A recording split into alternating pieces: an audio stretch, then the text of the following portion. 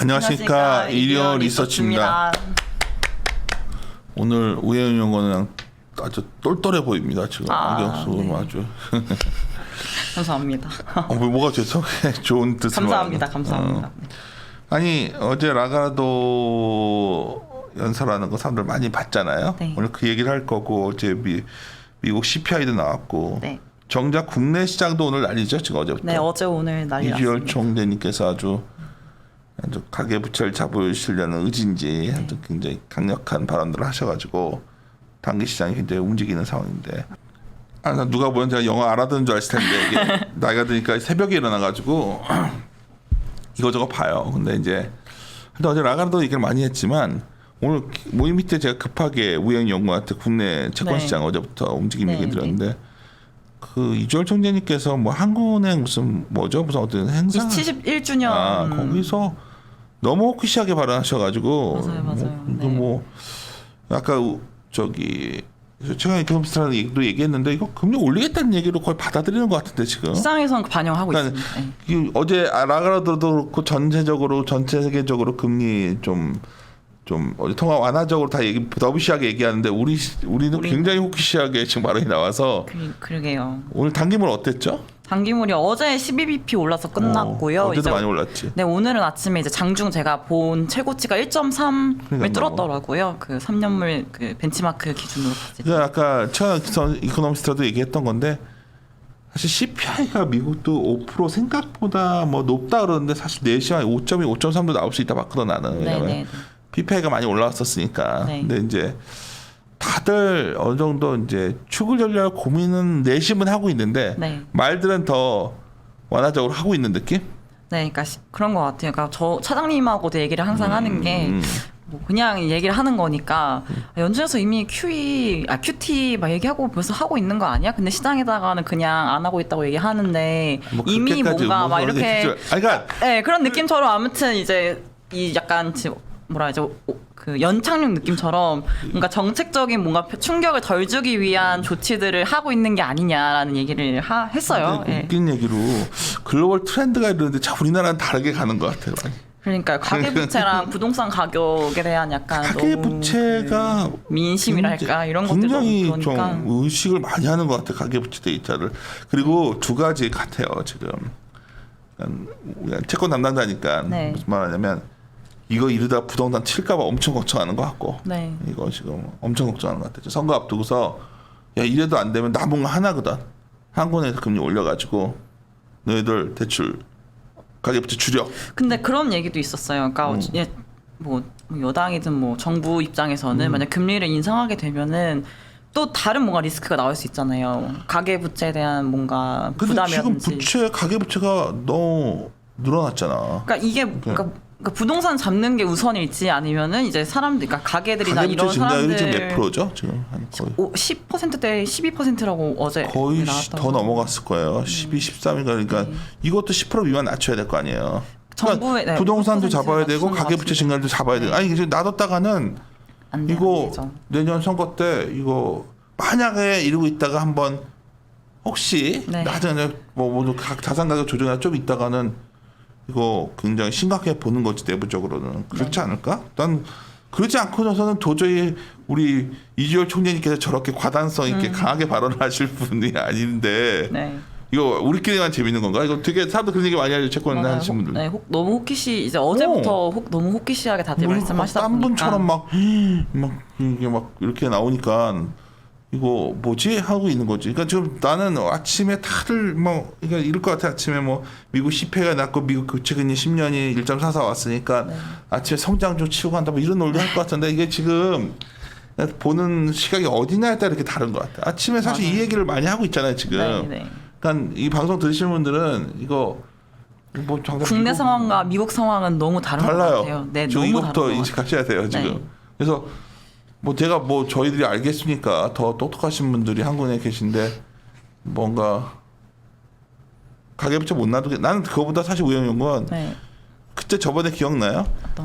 선거 전에 금리 올린 적 없다. 이거 빗나간 것 같아. 이번에 올릴 것 같아. 난 2번 올릴 것 같아. 2번이요? 그러면 내가 그걸 느끼는 게 대출 요새 연장들 있잖아요. 네. 근데 빚이 있다는 걸 또 알려줄 수밖에 없는. 참 이게 말하기 내 사생활 TMI. 얘기하기 싫은데. 진짜. 그래서 내가 아주 자신감 있게 딱 전화해가지고 잘해줘요. 이건 날 잘해주는 편인데 네. 그 담당 부지점장이 그러더라고 나한테 부지점장님이 금리가 생각보다 좀 나한테 뭘 물어보고 한참 얘기를 자기도 물어보고 나도 막 얘기하는데 네.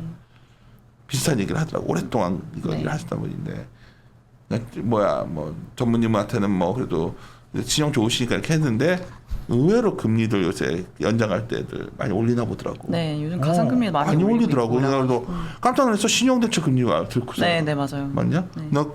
야, 그 금리를 내요? 내가 그랬더니 그럼요. 지금 돈들이 막 하니까 막 신용 모자 약간 간당간당한 애들은 막 금리를 이렇게 때려넣고 그 은행이 이게 좋아지겠다니까. 그러니까요. 은행은 그냥 그 마진 다 먹는 거야. 정부에서도 이제 양은 못 대출을, 나게 하니까 네, 맞아요. 파는 거라도 그러니까 얘들 상품이 대출이잖아. 네. 파는 거라도 금리를 많이 받으려고 하는 거야, 애들이. 그러니까 지금 그거 보면서 참 이거 참.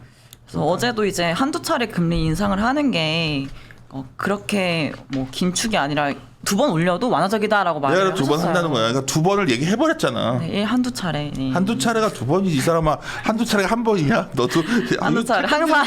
아 이놈 더 갈수록 채권쟁이가 되는 것 같아 이 사람. 그러니까 차례. 채권쟁이들은 무조건 금리 안 올린대 맨날.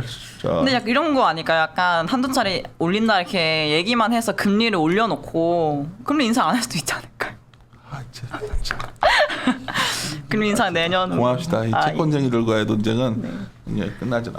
왜냐면 너무 고민이 되는 시점이에요. 하반기가 나온 지 한 3, 4주 됐는데. 아니, 그러니까 네, 너무 고민이 돼요. 태영아 지금. 고민하지 마. 고민하지 마요. 아니야. 전망이라는 거는 상황이 앞에 길이 바뀐 네. 게 있어. 그럼 반영해야 되는 거야. 우리가 네. 추구하는 거는 그 데이터를 보면서 네. 이렇게 희미하게 반부합을 추적해가는 거지. 내가 이거 말했으니까 그런 게. 뭐 그런 의미가 아니라, 그러니까 지금 이제 언급들을 많이 하고 있는 거잖아요. 금리 인상에 대한 당신 것들을. 옆에 있으면 알잖아. 신중하랑 맨날 앉아가지고 아, 야 우리 6개월간 그래도 위는 막혀 있다 했으니까 위로 한번 뚫자. 그래서 막 내가 그쵸. 3,700 한번 적을까? 막 우리끼리 하다가 근거가 있어야 되니까 뭔가 근거가 근거를- 없잖아. 그러니까 그거 하다가 발견된 게 코스트였다고. 코스트. 네. 기업이 이거 올리려고 막 하는데 아씨 하다가 그냥 이 정도로 하자 이렇게 해서 하는 거예요. 솔직히 말씀드리는 거예요. 아니, 저희들은 올해는 굉장히 변동성장 이거 박스권장으로 봤지만 이렇게 빨리 치고 올라갈지 몰랐고 1월달에 네. 하지만 그렇다고 올라간다 보지 않았던 거는 이익이 비싸니까 네. 주가가 비싸니까 밸류에이션이. 근데 그런 차원에서 채권 시장도 상당히 흥미로운 뉴스들이 나와서 네, 어제 오늘 정신이 없습니다. 그건 그거고 네. 사실은 오늘 자료는 네. 라가도 22. 예, 맞습니다. 22는 굉장히 완화적으로 가고 있죠. 네. 얘기 좀 합시다. 네, 22 어제 밤에 9시, 10시 이때 해서 상대적으로 좀 덜 피곤한 이제 22 리뷰인데요.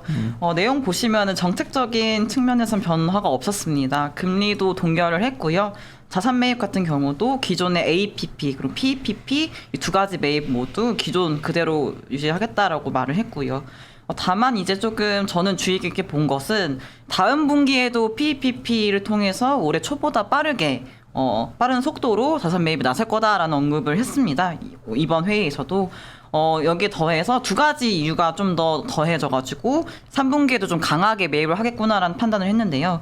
첫 번째로는 이제 이날 결정된 통화 정책 문구, 약간 이 문구 나오잖아요. 이 문구가 만장일치로 결정이 됐다라고 언급이 되었고, 두 번째로는 이제 PPP 매입 속도에 대한 논의를 이날 했는데, 이제 언급된 뭐 제안된 내용 중에서 훨씬 더 빠른 속도로 매입을 하는 내용이 포함되어 있었다. 대안은 부재했다라고 언급이 되어가지고 3분기에도 이제 좀 빠르게 PPP를 통해서 자산 매입을 강하게 하겠구나라는 생각을 좀 했습니다. 내용 적어놨지만 일단 뭐 그림 같이 보시면요. 4페이지의 두 번째 이제 차트입니다. PPP 매입 추이입니다. 월별 순 매입 규모인데요. 1월, 2월 대비해서 3, 4, 5월에 상대적으로 많이 매입을 하는 건 사실이고요. 이제 5월, 6월 지나서도 뭐 7월, 8월까지도 현재 매입 속도라든지 이것보다 더 많은 규모라든지 좀 더 강하게 매입을 할 거다라고 전망을 하고 있는 상황입니다. 자료에 적어놓진 않았지만 이제 최근에 조금 많이 언급되고 있는 것들이 그 NGEU라 해가지고 그 넥스트 제너레이션 EU 기금이 있잖아요. 그러니까 EU에서 만든 너무 뭐가 많아가지고 네, 그 회복 기금인데 나는 이제 이것들이 이제 주목을 받았던 게 유로존 공동이 채무를 부담하는 그 채권 발행하는 것이 되게 집중됐잖아요. 유로존이 가장 추구하던 거였잖아요. 네, 작년 7월부터 얘기가 나왔던 맞아. 거고 이제 기억난다. 그게 이제 9월에 아마 발행을 하겠다는 내용이 지금 나오고 있어요.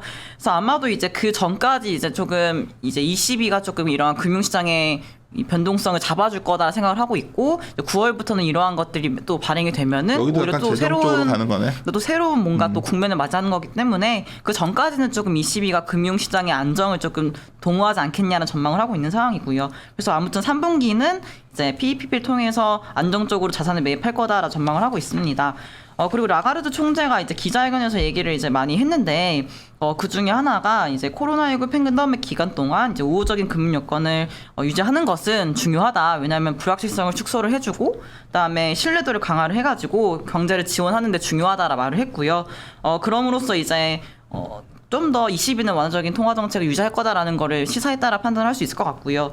그리고 지금 이제 유럽 시장 금리도 많이 올라왔거든요. 독일도 그렇고 이탈리아, 스페인 금리 다 이렇게 많이 올라왔는데. 독일 많이 올라왔더라고. 네, 독일 많이 올라왔습니다. 마이너스 마이너스? 0.6에서 마이너스 0.2긴 하지만 그래도 마이너스지만 많이 0.6에서 6에서 마이너스 0이 많이 그렇지. 올랐죠. 네, 40bp 올랐으니까요. 오른 상태인데 이거에 대해서 이제 뭐 어떻게 판단을 했냐면 ECB에서는 향후 뭐 경제 전망이 좋아지는 거에 대해서 반영이 된 부분이 있다.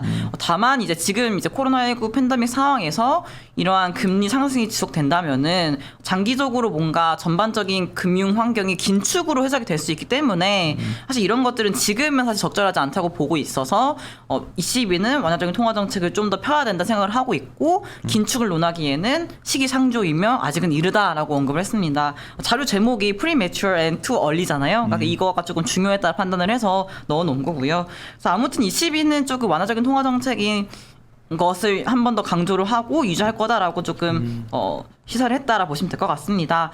다만 이제 이날 발표된 것 중에서 수정 전망치가 발표가 됐는데 물가도 그렇고 성장도 그렇고 상향 조정이 됐습니다. 보시면은 3페이지 보시면 알 수 있으실 것 같은데요. 보시면은 일단 2021년도 전망치가 4%에서 4.6%로 상향 조정이 됐고요. 22년도 같은 경우도 4.1에서 4.7 올랐습니다. 물가 보셔도 올해 같은 경우는 1.5에서 1.9, 내년은 1.2에서 1.5 올랐습니다. 보시면은 두 번째 또 보시면은 세 번째 차트인데요. 시나리오별 전망 경로인데 점선 파란색 점선이랑 파란색 실선만 보시면 될 것 같아요. 일단 파란색 점선은 이제 지난 3월달 전망 경로고요. 6월달 같은 경우는 실선이에요. 보시면은 물가도 그렇고 GDP도 그렇고 지난 전망 대비 이제 경로 자체도 많이 올라온 상태고요. 그다음에 시나리오별 경제 전망치는 참고하시면 될 것 같고요. 그래서 3페이지 그 다섯 번째 그림을 보시면은 이제 분기별로 GDP 전망치, 그다음에 분기별로 물가 전망치인데 전반적으로 이제 하반기에 좀 강한 성장을 전망을 하고 있는 상황입니다. 그 이유를 말씀을 드리면은 일단 1분기에 유로존 같은 경우는 코로나19 확산세가 유지가 돼가지고 경제 봉쇄 조치가 계속 강화가 됐거든요. 이러한 것들이 반영이 되고 그다음에 공급 측의 그 병목 현상 때문에 조금 그 위축 국면이 지속이 됐습니다. 상대적으로 미국은 확장을 했잖아요. 4분기 대비해서 1분기 플러스 전환이 됐는데 유럽은 그렇지 못하고 GDP 성장률이 QOQ로 마이너스를 기록을 했거든요. 그래서 그만큼 미국보다는 유로존이 조금 더 안 좋은 좀 상황, 경기적으로 안 좋은 상황이었는데 이제 2분기부터 들어서는 백신을 맞기 시작했고 활발하게 맞기 시작했고 코로나19 확산세도 좀 줄어들고 있고 상대적으로 서비스 산업도 바닥을 찍고 턴어라운드 하고 있는 상황이 되면서 2분기가 경기 좋아질 거다라 생각을 하고 있고 2분기 경기가 피크다라고 전망을 하고 있더라고요. 그래서 이러한 흐름을 이제 3, 4분기에도 이어갈 거다라고 전망이 되고 있는 것 같고요. 특히 하반기 갈수록은 이러한 경제 봉쇄 조치가 완화될 거다라고 전망이 되고 있는 상태라서 하반기 갈수록 경제 그 가속화가 붙을 거다라고 전망이 되고 있는 상황입니다. 그래서 하반기에는 강한 성장 전망이 되고 있는 상황이고요. 물가 같은 경우도요. 최근에 이제 HICP라 해가지고 유로존에서 보는 물가가 있는데 이게 2%까지 올라왔어요. 근데 이제 하반기에는 더 이 상승률이 높아질 거다라고 전망이 되고 있는 상황입니다. 왜냐하면 하반기 갈수록 이제 에너지 가격 상승이 둔화될 거지만 이외에 또 어떤 요인이 있었냐면은 작년에 독일이 VAT라 해서 부가가치세를 일시적으로 인하를 했었는데 이게 다시 정상화가 됩니다. 올해 가을쯤에 이러한 영향력이 있을 거고 그다음에 글로벌 수요 개선, 백신 접종 이런 것들이 활발하게 되면서 내수 좋아질 거라는 전망이 되고 있는 것도 있고요. 그래서 하반기 갈수록 이러한 요인 때문에 물가 같은 경우는 조금 높은 상황이 이어질 수 있다라 전망이 되고 있는 상황입니다. 다만 내년 초는 또 물가가 조금은 하락할 수 있다라 전망을 하고 있지만 일단 하반기만 놓고 봤을 때는 경제 좋을 거다, 물가 상승할 거다라 전망을 하고 있다라 보시면 될 것 같아요. 그래서 이러한 전망은 좋게 보고 있는 상황에서 이제 통화 정책은 그래도 완화적으로 유지하고 있는 상황이다라고 생각하시면 될 것 같습니다. 네. 그래요. 라가르도 사실 옐런이나 라가르도나 정말 명망가들의 발언은 네. 정말 끝없이 시장을 안정시키려는 여러 가지 구두 개입이 네. 나오는 것 같은데 네. 정책의 의지는 조금씩 약해지는 느낌? 그렇죠. 이제 그러니까 정상화에 구두는 대한 그런데 구두 네네. 발언은 그런데 정책 의지는 약화되고 있는 추가증이 뭐 안 나오고 있고 그냥 유지를 하는 상황이고 그렇죠. 조금씩 걷어들이고 조금씩 발을 빼고 있거든요. 네, 맞습니다. 근데 이제 그러니까 얘들이 상당히 그런 다양한 경험, 라가르도도 엄청난 경험이 많으신 분이잖아요. IMF 총재하셨던 그러니까, 분이니까요. 그러니까 네. 아주 능수능란하게 어제도 시장의 기대를 다 네. 충족시켜주면서 사실 한 건 없거든. 맞죠. 유지한 건데 한 건 이제 아무것도 없어. 근데 네. 그냥 말을 탁 해가지고 시장을 탁 이렇게 했지만 근데 오히려 또 시장에서는 사실 6월 이 ECB에서 PEPP 관련해서 좀 조정하지 않겠냐라는 시각도 있었어요. 왜냐하면 이제 뭐 연준도 그렇고 조금 긴축을 준비하는 과정에 있는 상황이고 유로존 지표들도 최근에 많이 개선이 되고 있잖아요. 특히 심리 지표들이 빠르게 올라오고 있는 상황이고 PMI도 많이 올라오고 있어서 왜냐하면 코로나19 이전까지 거의 다 올라왔거든요. 제가 그래서 이번 자료에 조금 주목을 한 거는 이 뒤에 쭉 보시면은 제가 지표들 다 넣어놨어요. 그 뭐 산업 관련 서베이 지표라든지 심리 PMI 지표라든지 그다음에 수입 수출 지표, 그다음에 소비자 신뢰 지수, 도소매 거래 지수 이런 거 다 넣어놨거든요. 왜냐하면 지금 이제 ECB가 이런 정책을 펴고 있는 상황인데 유로존 경기는 어떤가 확인을 좀 하시면 좋을 것 같아서 넣어놨으니까 참고하시면 될 것 같은데 보시면은 다 바닥 찍고 빠르게 회복되고 있는 상황이라는 걸 확인을 하실 수 있을 것 같아요. 그래서 지금 상황에서는 일단 ECB는 통화 정책을 동결을 했지만 향후에 경기가 지속적으로 좋아지고 하반기 갈수록 전망했던 것처럼 빠르게 올라오게 된다면은 ECB 역시도 PEPP를 매입을 좀 줄여나가는 방식으로 대응하겠죠. 근데 지금은 아직은 안 하고 있는 상황이고요. 예. 그래요. 하여튼 뭐 계속 잘 흥미로운 시장이 계속 굉장히 일일비하는 시장인 것 같아요. 매일매일 이벤트에 따라서. 요즘에 언급 하나 잘못하면은 금리 급등 뭐 그러니까. 급락하고 있어가지고 어떻게 다 쫓아다니겠습니까? 네. 네. 마무리 짓도록 하겠습니다. 네. 함께 고민하시죠.